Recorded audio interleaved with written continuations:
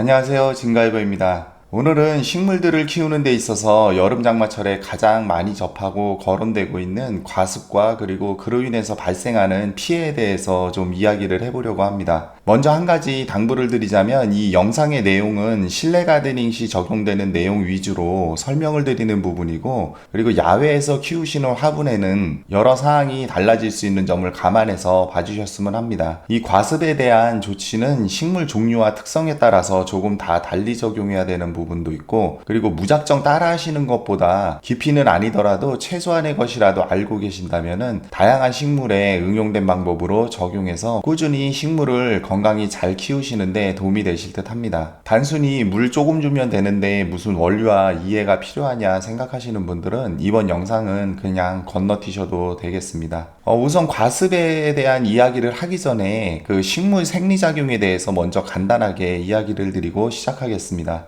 의외로 식물을 키우다 보면 광합성에 대해서는 많이 알고 계시는데 식물 호흡에 대해서는 잘 모르시는 분들이 많이 계십니다. 식물이 숨을 쉰다, 이것을 광합성으로 오해하시는 분들도 많이 계십니다. 식물은 우리가 흔히 알듯이 이산화탄소와 수분을 이용해서 광합성을 하게 되고, 그리고 산소를 배출하게 됩니다. 하지만 좀 더 이야기를 해보면은 식물도 사람처럼 산소와 포도당을 이용해서 호흡을 합니다. 간혹 이렇게 우리가 조경수나 이런 것을 보게 되면은 식물이 사람 그 링거액 맞듯이 나무에 수간 주사를 맞고 있는 것을 볼 수 있습니다. 그 식물도 단순히 그런 영양분을 공급하는 것뿐만 아니라 경우에 따라서는 포도당을 주어가지고 호흡을 돕는 그런 경우가 있습니다. 이 호흡은 식물의 잎, 줄기, 뿌리 등 식물을 구성하는 세포에서 정도의 차이는 있지만은 호흡을 하게 됩니다. 광합성은 빛을 이용한 합성이기 때문에 빛이 있는 낮에 더 활발해가지고 수분을 그만큼 더 많이 소모하게 되고, 그리고 빛이 강하고 날씨가 좋으면은 자연 증발량도 많지만은 광합성으로 그만큼 많은 수분을 소모하게 됩니다. 산들바람이 불면은 더 활발하게 작용해서 수분을 쭉쭉 빨아들이게 됩니다. 그래서 통풍이 잘 되는 환경을 유지시켜줘야 되는 것도 단순히 자연 증발을 돕는 것뿐만 아니라 이런 관점에서 한번 생각을 해볼 필요가 있습니다. 낮에는 광합성량이 호흡량보다 많아지게 되고, 그리고 빛이 약한 흐린 날이나 아침, 저녁 그런 경우에는 광합성량과 호흡량이 거의 비슷한 수준이 됩니다. 그리고 밤에는 빛이 없기 때문에 호흡량이 상대적으로 늘어나게 됩니다. 즉 빛이 적을수록 호흡 위주로 하기 때문에 수분 소모량이 그만큼 적게 된다는 이야기입니다. 그래서 우리가 흔히 물은 아침에 주라고 하는 게 바로 이런 이유에서이기도 합니다. 그 식물 등 같은 경우도 일조 시간에만 보조 수단으로 켜주는 게 좋겠습니다. 그럼 이렇게 재미없는 이런 이야기를 왜 하냐 하면은 바로 과습에 직접적으로 노출되는 뿌리에서 호흡을 위해서 산소가 필요하게 되고, 또 그 호흡을 하기 위한 조건들이 이번 영상의 핵심 내용이기도 합니다. 그럼 본격적으로 과습에 대해서 이야기를 해보겠습니다. 사실 단기적인 과습은 크게 문제가 되지 않습니다. 그 과습이 오래돼서 거기서 야기되는 현상이 문제가 되는 것인데, 물을 많이 주어도 배수가 잘 되고 통풍이 잘 되면은 별로 크게 그렇게 문제가 되지 않습니다. 많은 분들이 과습 피해하면은 너무 당연하게 물 주기를 먼저 생각을 하시는데요. 하지만 과습 피해는 어느 한 가지 원인이 되는 것이 아니라 아주 다양한 원인이 포괄적으로 작용해서 피해를 받는 것이 대부분입니다. 그래서 물 주기가 가장 직접적인 원인이 될 수는 있지만은 그 물이 다가 아니라는 이야기입니다. 과습 피해를 보시는 분들 대부분이 물을 주었는데 물이 마르지 않고 그대로였다가 어느 날 보면은 잎이 시들시들해지고 누렇게 변하는 것을 보고 물 부족인가 싶어서 거기다 또 물을 주게 되고 결국에는 잎이 다 떨어져서 죽게 되는 것이 가장 흔한 사례입니다. 하지만 물을 너무 아끼고 안 주는 것은 식물을 그냥 죽지 못해 버티게 하는 정도 수준이 됩니다. 가뜩이나 실내에서 여름에 빛이 부족한데 물이 너무 없게 되면은 광합성량마저 더 떨어지게 됩니다. 그래서 무조건 물을 말리는 것은 해결책이 될 수 없습니다. 식물에 물을 준다는 것은 단순히 식물에 수분을 공급하는 것 이외에도 물에 녹아있는 용존산소를 통해서 뿌리에 산소를 공급하는 역할도 하고 각종 노폐물과 유해한 가스를 배출하는 역할을 합니다. 그래서 수돗물을 받아놨다 주시는 분들이 많이 계신데요. 요즘같이 더운 날은 너무 오랫동안 받아놨다 주는 것은 그리 좋은 방법은 아닙니다. 이것은 하루 정도면은 충분합니다. 그래서 물꽂이 같은 경우도 그냥 수돗물에 해서 발근이 된 상태에서 물을 갈지 않고 그대로 두게 되면은 용존 산소량이 점점 줄어들어서 물이 썩게 되고 결국에는 그 발근이 된 뿌리가 부패하게 돼서 식물이 죽게 됩니다. 흔히 우리 상식적으로 고인물은 썩기 마련입니다. 그리고 물주기는 물을 주는 양보다 물 주는 주기를 결정해 주는 것이 더 수월하겠습니다. 이게 무슨 말이냐 하면은 물을 주실 때는 항상 이야기 드리지만은 충분히 주시고 그렇게 물을 충분히 준 후에 이 물을 주는 주기가 식물의 생육에 따라서 좀 더 길어지거나 짧아지게 된다는 겁니다. 이 물 주는 주기는 식물에 따라서 자연스럽게 변합니다. 그래서 잎이 떨어져 잎수가 적어지는 경우에는 증산작용이 줄어들면서 물의 소모가 당연히 줄어들 것이고 과습은 좀 더 심해질 것입니다. 그래서 이런 경우는 물 주는 주기를 당연히 더 늦춰줘야 됩니다. 그렇기 때문에 항상 이야기 드리지만은 이 화분을 꼭 확인해 보시고 물을 주시는 그런 습관이 필요합니다. 이 물주기에 대한 자세한 내용도 궁금하시면 예전에 제가 물주기에 대한 영상을 올린 적이 있는데 그 영상을 한번 보시면은 더 도움이 되실 듯 합니다. 과습의 이야기를 하다 보니까 물 이야기를 먼저 했는데요. 제가 사실 제일 강조하고 싶은 부분이 바로 흙배합입니다. 이 과습 피해 역시 피해를 보고 조치를 하는 것보다도 예방이 최선인 것은 다 알고 계실 겁니다. 그래서 과습 방지의 시작은 바로 흙배합부터입니다. 일반적으로 분갈이 시 흙배합을 하실 때 공급률을 높여줄 수 있는 알갱이흙, 그러니까 마사나 펄라이트, 강모래 등등 그런 것들을 섞는 것은 그런 필수 조건이 되겠습니다. 그래서 일반적인 식물의 경우는 적어도 30% 이상은 섞여야 됩니다. 만약에 과습 피해를 입어서 뿌리가 많이 상하게 됐을 경우에는 분갈이상토 6에다가 강모래 4 정도 비율로 해주시면은 그런 회복에 도움이 되겠습니다. 이때도 삽목대처럼 거름은 절대 추가로 넣어주시면 안 되겠습니다. 그리고 배수를 잘 되게 한다고 일반적으로 이런 초본류나 그 중에서도 물을 자주 주는 종류들은 이런 우드칩이나 아니면은 이런 바크 종류들 이런 것들을 섞어주게 되면은 이것도 그 물을 많이 머금고 있는 특성이 있어서 무더운 날씨에 흙 속에서 썩어서 가스가 발생하게 되면은 식물이 누렇게 뜨게 되는 그런 황화 현상을 가지고 옵니다. 물을 자주 주지 않는 종류나 나무 종류들은 괜찮지만은 상대적으로 무름에 약한 종류들, 특히나 봄 분갈이 시에 너무 과하게 사용하지 않도록 좀 주의를 해주셔야 됩니다. 알갱이흙을 적절하게 섞어서 토양의 공급률을 높여준다는 것은 배수를 빨리 시켜주는 역할도 하지만은 뿌리털이 흙 속의 입자 사이에서도 공기를 흡수하고 또 호흡을 통해서 나오는 이산화탄소도 뿌리털로 배출하게 돼서 화분 표면을 통해서 빠져나오게 됩니다. 그렇기 때문에 여기 보시는 것처럼 이런 화장석 같은 경우도 마사토나 이런 것을 너무 두껍게 깔아주는 것은 좋지 않고, 그리고 지난번에도 이야기 드렸지만 작은 화분에 이런 큰 돌을 올려두는 것은 결코 좋은 방법이 아닙니다. 그래서 여기서 한 가지 제가 좀 보여드리면, 이것 같은 경우는 제라늄 로즈버드 프롬 램블로종입니다.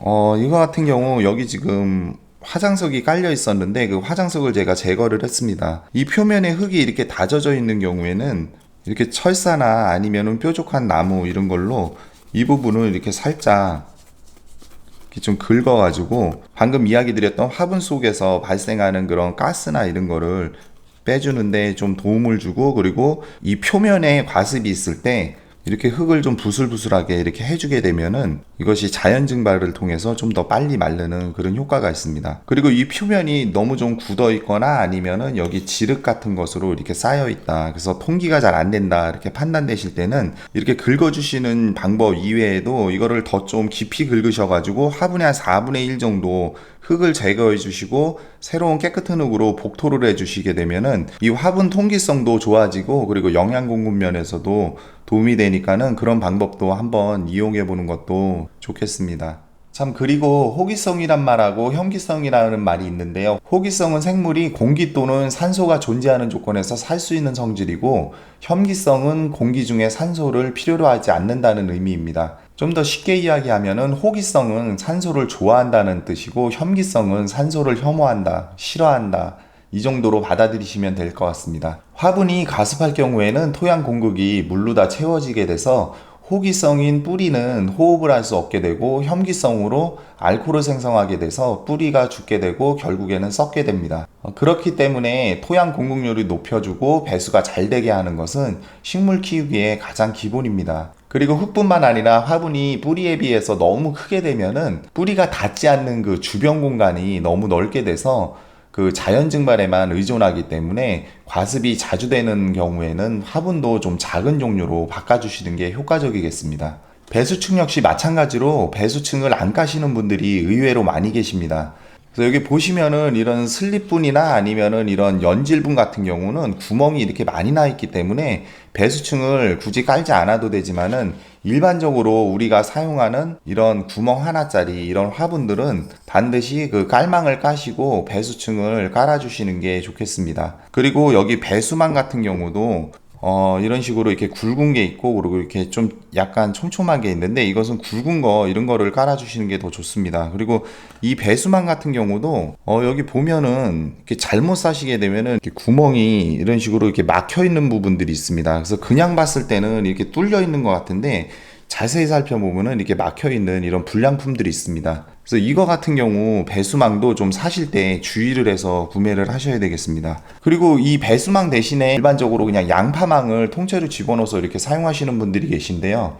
그것은 너무 촘촘해서 고운옥으로 금방 막혀버리기 때문에 배수 깔망으로서의 기능이 굉장히 떨어지게 됩니다. 그리고 원래는 이 배수층 같은 경우도 여기 보시는 것처럼 이렇게 깔망을 밑에 까시고 그 다음 굵은 것을 놓고, 그 다음에 중간에 중간 크기를 놓고, 그 다음에 위에는 제일 가는 거를 놓고, 그 다음 그 위에 본격적인 그런 배양토를 갖다가 넣어주게 됩니다. 근데 이거는 이론적으로 이렇게 해주시는 게 좋지만은 실질적으로 화분 이 높이가 작은 경우는 이론적으로 이런 식으로 해서 배수층을 다 형성하기는 좀 어렵고, 깔망을 까시고 그 다음에 그 아래다가 한 중간 정도 입자를 갖다가 넣어서 배수층을 형성해 주시면은 특별히 문제는 없겠습니다. 그리고 이것이 별것 아닌 것 같아도 이 배수층 형성도 그 과습을 방지하는 데 있어서는 이 물을 주게 되면은 물을 아래로 빨리 빼주어야 되기 때문에 흡배한 만큼이나 굉장히 중요한 역할을 차지합니다. 우리가 흔히 과습 피해를 받은 식물에 대해서 조치하는 것을 보면은 굉장히 다양한 방법을 활용하게 됩니다. 그래서 화분에 물을 흡수시키기 위해서 이 화분에다가 막대나 스펀지, 솜 등을 여기다 꽂아가지고 수분을 빨아주는 그런 방법을 쓰기도 하는데, 이런 방법들은 잠깐은 효과가 있을지 몰라도 확실한 해결에는 좀 무리가 있습니다. 결국 그렇게 해서 이 흙을 말린 후에 물을 주게 되면은 다시 과습이 생기고 같은 증상을 반복하게 됩니다. 그리고 화분을 통째로 뽑아가지고 이것을 이렇게 말리거나 아니면은 이 흙을 다 털어내가지고 뿌리만 남겨서 그것을 말렸다가 그렇게 심는 경우도 있는데요. 수분의 자연 증발을 유도하고 현기성균 중에 하나인 메탄균 같은 경우는 공기에 노출이 되게 되면은 죽게 되기 때문에 어느 정도 효과는 얻을 수 있습니다. 하지만 이 현기성균 같은 경우도 다양하게 나뉘는데, 공기 중에 노출되면은 무조건 다 죽는 게 아니라 상당수 균들은 공기가 없어도 산다는 것, 즉 호기성이 아니라는 것이지 공기가 있으면은 무조건 죽는다는 의미는 아닙니다. 그리고 이거 같은 경우도 모든 식물에 적용하기는 좀 무리가 있습니다. 그래서 우리가 흔히 보는 그런 일반적인 식물들, 미세뿌리 털이 많이 발달된 그런 식물들은 이거를 뽑아놨을 때 눈으로 보기에는 여기 물이 말라가지고 뽀송뽀송한 듯 보이지만은 여기 돌출되어 있는 이런 뿌리털들이 손상이 되게 되고, 그리고 흙마저 제거된 상태에서는 이 뿌리털 손상이 많이 되기 때문에 이것을 다시 심었을 때 그런 회복하는데 더 시간이 늦어지게 되고, 그리고 손상된 뿌리털로 인해서 오히려 호흡을 더 못하게 돼서 여기 물을 주게 되면은 같은 증상이 또 반복이 됩니다. 그런 이유에서 제가 예전에 그 제라늄 뿌리 정리할 때도 이야기 드렸지만 잔뿌리를 많이 발달시키는 것이 과습을 막는 그런 방법 중에도 하나가 되겠습니다. 그리고 이거 역시 흙을 바꾸지 않는 이상 단기적으로 효과가 있을지 몰라도 굳이 말리지 마시고 오히려 깨끗한 물에 물꽂이를 해서 기력을 회복한 다음에 그 다음 다시 심어주는 것이 더 나을 수가 있습니다. 그래서 특별한 경우가 아니라면은 뿌리는 장시간 빛이나 공기에 무방비로 노출되면은 좋을 게 하나도 없습니다. 경험을 해보면 과습 피해를 받은 식물의 가장 확실한 조치 방법은 식물을 이런 식으로 뽑아가지고 이거 같은 경우는 과습 피해는 오지 않았지만은 제가 보여드리려고 지금 뽑아놨는데 이렇게 흙을 좀 털어내셔가지고 그럼 여기 뿌리들이 이렇게 보이는데 뿌리 상태를 좀 이렇게 확인해 보시는 것이 필요합니다. 그래서 여기도 보시면은 뿌리들이 이렇게 흰색으로 이렇게 발달이 되어 있는데 이것은 그냥 육안으로 보셔도 이렇게 아실 수가 있지만은 끝을 이렇게 비벼보거나 그러면은 물렀거나 썩었으면은 이것이 그냥 다 부스러집니다. 그리고 냄새를 한번 맡아보셔도 되고 이런 식으로 뿌리 상태를 확인을 하시고 만약에 여기 썩어 있는 그런 썩은 부분들이 있다. 그런 경우는 그것을 제거를 해 주시고 그리고 경우에 따라서 좀 더 심할 경우에는 이것을 흙을 완전히 물로 깨끗이 씻어낸 다음에 그 다음 소독을 하셔가지고 깨끗한 흙에다가 다시 심어주시는 게 가장 빠르고 확실한 방법입니다. 여기에 관련된 자세한 내용은 제가 예전에 올린 그 제라늄 소독법 거기 관련 영상에 자세하게 설명이 되어 있으니까 그 영상을 참고하시면 도움이 되실 듯 합니다. 그리고 이것이 번거롭고 귀찮다고 생각하지 마시고 그 식물을 진심으로 아끼고 살리고 싶다면은 꼭 이렇게 뽑아가지고 뿌리 상태를 확인하시고 조치를 해주시는 게 가장 정확한 방법입니다. 그리고 다음은 거름 이야기입니다. 그래서 앞서 잠시 언급했지만은 물이 항상 흥건하게 젖어 있으면은 토양 속의 각종 유기물들이 그 중에서도 많은균을 갖고 있는 각종 배설물 거름들, 우분, 개분, 돈분 이런 종류들 그런 것들이 왕성하게 반응을 해가지고 썩기 시작합니다.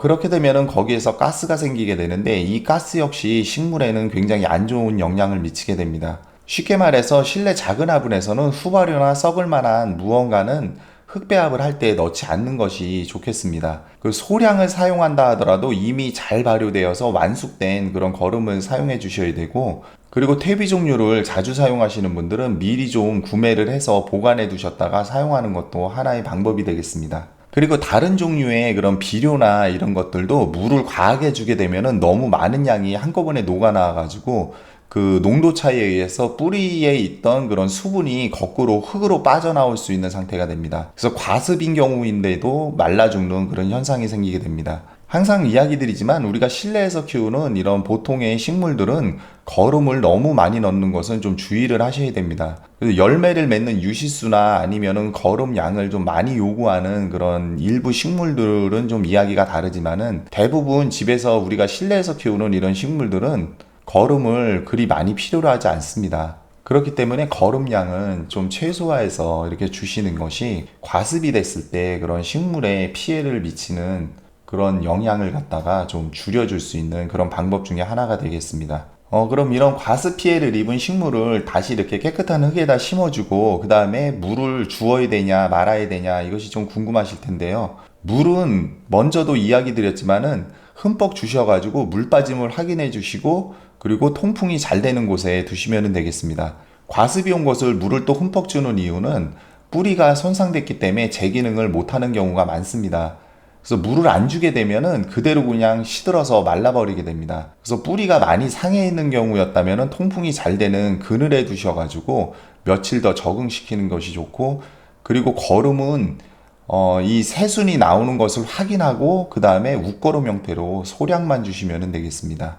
그리고 이렇게 작은 화분 같은 경우는 아까 보신 것처럼 손쉽게 이렇게 뽑아서 확인이 가능한데 좀 큰 화분 같은 경우는 이것이 과습의 증세가 약간 있더라도 이것을 갖다가 금방 이렇게 쉽게 뽑아서 확인을 하기가 힘들기 때문에 이렇게 보시는 것처럼 이렇게 나무 젓가락 같은 거를 목대 주변에 이렇게 깊이 꽂으셨다가 두세 시간 정도 두었다가 이것을 뽑아서 냄새를 맡아보게 되면은 퇴비 썩는 냄새가 납니다. 그럴 경우에는 좀 번거로우시더라도 어쩔 수 없이 그 화분은 한번 뽑아가지고 뿌리를 확인하셔야 됩니다. 이렇게 해서 오늘은 과습에 대해서 좀 이야기를 해보았습니다. 그 과습이라고 해서 꼭 물 한 가지만 생각하지 마시고 다양한 조건과 환경에 맞는 그런 경우의 수를 좀 생각을 하셔가지고 상황을 고려해서 식물을 키우시는 것도 과습으로 인한 피해를 최소화할 수 있는 방법이 되겠습니다. 오늘 준비한 영상은 여기까지입니다. 오늘도 끝까지 시청해 주셔서 감사합니다.